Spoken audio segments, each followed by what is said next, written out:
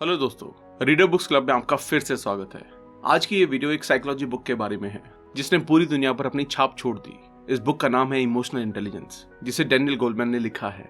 Author अपनी इस book में बताते हैं कि एक इंसान की सफलता में IQ यानी कि इंटेलिजेंस क्वोशिएंट ज्यादा से ज्यादा 20% ही मदद करती है और बाकी 80% हाथ होता है EQ यानी कि इमोशनल क्वोशिएंट का। जहाँ IQ आपके जानने, समझने और जानकारी को सही जगह अप्लाई करने की एक सही समझ होती है, वहीं EQ इंसान की खुद की और दूसरों की भावनाओं को समझने और मैनेज करने की एक कला है। जिनका इमोशनल क्वोशिएंट ज्यादा होता है वो लोग बदलते हुए एनवायरनमेंट के साथ इजीली एडजस्ट हो जाते हैं।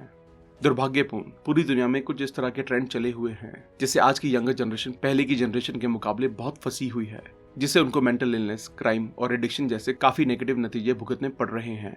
स्कूल और कॉलेजेस भी इनकी लाइफ में आने वाली इमोशनल प्रॉब्लम्स पर बिल्कुल ध्यान नहीं देते हैं, इसलिए पेरेंट्स को चाहिए कि वो अपने बच्चों को एजुकेट करें।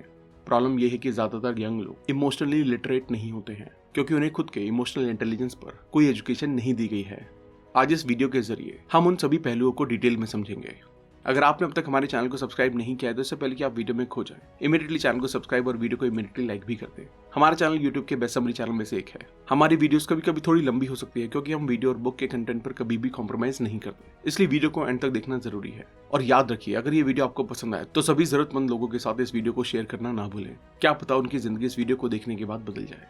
इमोशनल इंटेलिजेंस क्या है? ये एक एबिलिटी है जिससे हम अपने इमोशंस को अच्छे से समझकर मैनेज कर सकते हैं। आप इमोशनली कितने इंटेलिजेंट हैं ये डिसाइड करता है कि आपके रिलेशनशिप की क्वालिटी, आप अपने रोज के कामकाज में कैसे अपने स्ट्रेस को मैनेज करते हैं, आप लोगों के साथ कितने अच्छे से बात कर सकते हैं और आप अपने जॉब में कितने अच्छे हैं। इमोशनली इंटेलिजेंट बनने का क्या मतलब होता है? इसका मतलब है आपको अपनी नेगेटिव और पॉजिटिव इमोशंस को मैनेज करना आना चाहिए।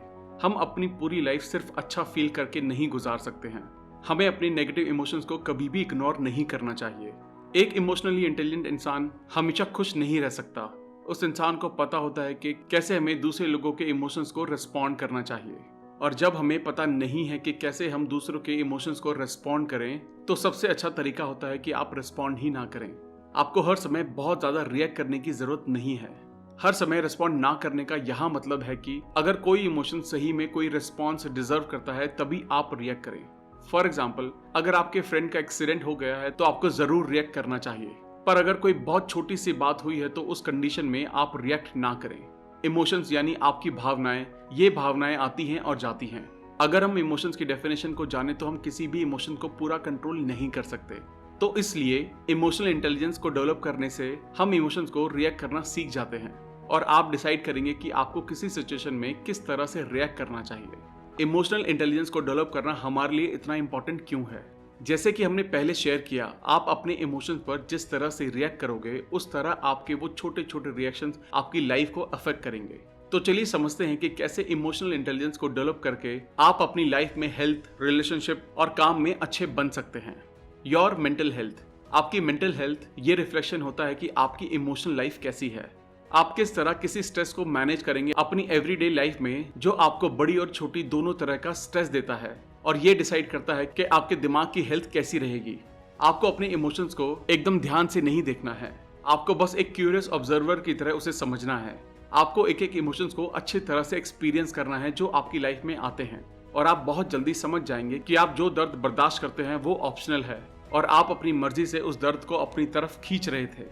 योर रिलेशनशिप्स, आप अपने रिलेशनशिप को एक सफल रिश्ते का बंधन बना सकते हैं जो आपके इमोशन से जुड़ा है। अगर आप अपने दोस्त, फैमिली मेंबर या फिर आप जिसे प्यार करते हैं उनकी इमोशनल नीड को सेटिस्फाई करते हैं और उनके इमोशंस पर अच्छे से रिएक्ट करते हैं, तो आप हेल्दी और अच्छे रिश्तों को अपनी जिंदगी में अट्रैक्ट कर रहे हैं।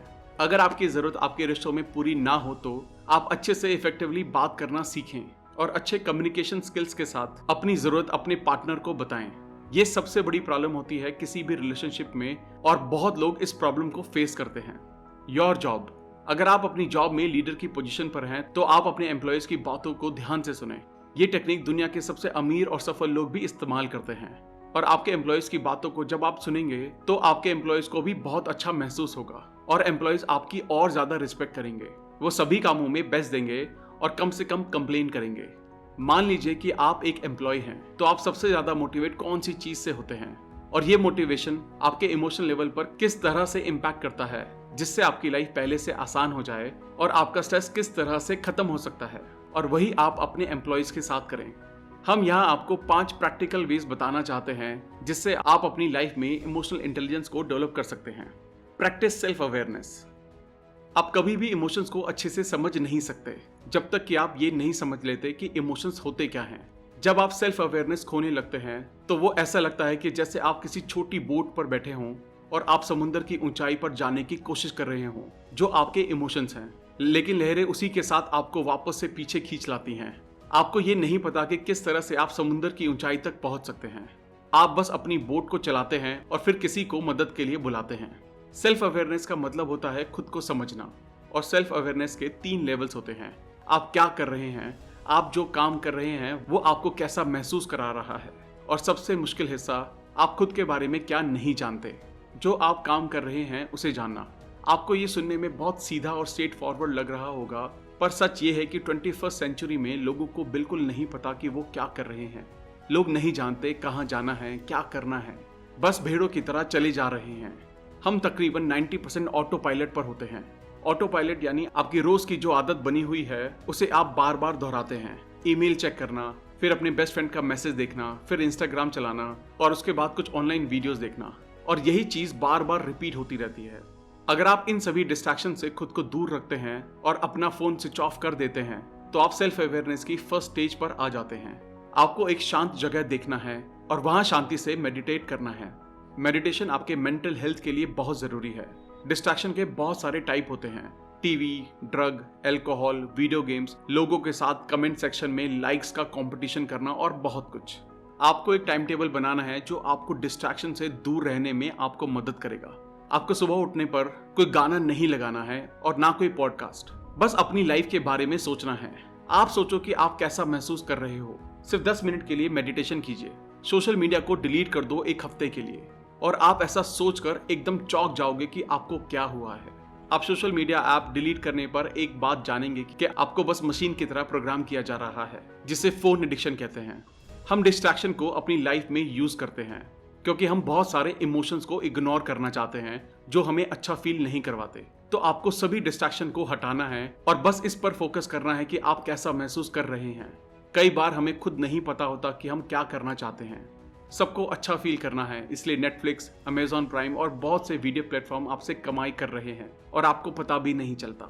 हम इन प्लेटफॉर्म को बुरा नहीं कहेंगे, पर मोस्ट ऑफ द टाइम ये आपका बहुत अच्छा टाइम वेस्ट करते हैं। सबसे पहले आपको फोकस करना है कि आप कैसा फील कर रहे हैं, और ये आपको परेशान भी कर सकता है। हो सकता है कोई फ्रस्ट्रेट हो रहा हो, और कुछ लोग नेगेटिव फीलिंग की वजह से डिप्रेशन में भी चले जाते हैं। ये हमारे लिए अच्छा नहीं है। अगर आप खुद पर फोकस करेंगे तो आप दिन में मैक्सिमम टाइम सैड ही फील करेंगे। आप ये रियलाइज करोगे कि आपने कितने लोगों के साथ झगड़ा किया है और आपका गुस्सा आपकी कंट्रोल से बाहर हो जाता है। आप एक्चुअल में समझ पाओगे कि आप जिंदगी में बस अपने फोन में लगे थे और आप भी बाकी लोगों की तरह गलत रास्ते पे जा रहे हो। 97% पॉपुलेशन अनसक्सेसफुल है। क्या आपने सोचा है क्यों?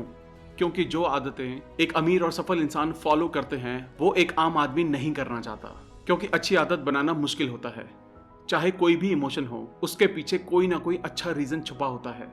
अगर आपको वो रीजन नहीं मिलता फिर भी वो आपके लिए अच्छा होता है, तो खुद पर उंगली मत उठाइए। अब आप सोचेंगे कि ये अच्छा रीजन कैसे हो सकता है अगर आपको बुरा फील हो रहा है। तो नेक्स्ट पॉइंट में हम आपके इमोशन को किस तरह से चैनलाइज करना है ये जानेंगे। अगर हमें अनकंफर्टेबल फील हो रहा होगा तो हम बहुत ज्यादा इरिटेशन और गुस्सा फील करने लगते हैं, और इसलिए इमोशनल इंटेलिजेंस को डेवलप करना हमारे लिए जरूरी है। Channelise your emotions effectively. कुछ लोग विश्वास करते हैं कि इमोशंस को कंट्रोल किया जा सकता है, पर ऐसा बिल्कुल नहीं है। आप इमोशन पर बस रिएक्ट कर सकते हैं। इमोशन सिग्नल्स की तरह होते हैं जो हमें बताते हैं कि हमें कहां फोकस करना है और अपना ध्यान कहां लगाना है। हम ये डिसाइड कर सकते हैं कि अगर हमें किसी पर्टिकुलर इमोशन पर रिएक्ट करना है तो हम लोग उस पर अच्छे से रिएक्ट कर सकते हैं। दुनिया में गुड और बैड इमोशन जैसी कोई चीज नहीं होती। हमारी लाइफ में अपने इमोशंस को लेकर सिर्फ गुड और बैड रिएक्शंस ही होते हैं। इमोशनल इंटेलिजेंस में आपका गुस्सा किसी भी बुरे काम के लिए यूज किया जाए तो लोगों को हर्ट कर सकता है, पर अगर वही गुस्सा आपने सोसाइटी को प्रोटेक्ट करने में लगाया हो तो वो एक गुड इमोशन की तरह काम कर सकता है। जब आप खुशी का एक्सपीरियंस करते हैं तब आप बहुत अच्छा फील करते हैं, और वही चीज आप लोगों के साथ शेयर भी करते हैं, तब कुछ अच्छा आपकी जिंदगी में मैनिफेस्ट होता है। अगर आप खुद के गुस्से को किसी भी अच्छे काम करने के लिए यूज कर सकते हो तो आप इमोशंस को मैनेज करना सीख गए हो।